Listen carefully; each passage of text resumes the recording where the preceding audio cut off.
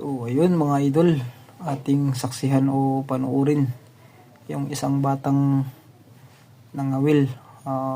Naghahila na pala ito. Parang may huli na ito mga idol.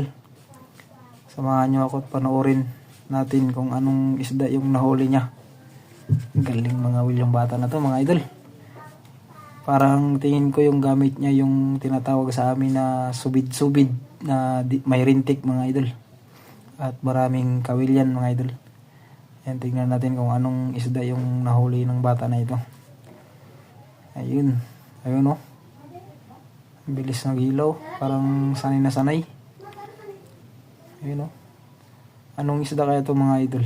Mag-comment kayo dyan mga idol kung anong tawag sa isda na to. Kasi hindi ko rin alam.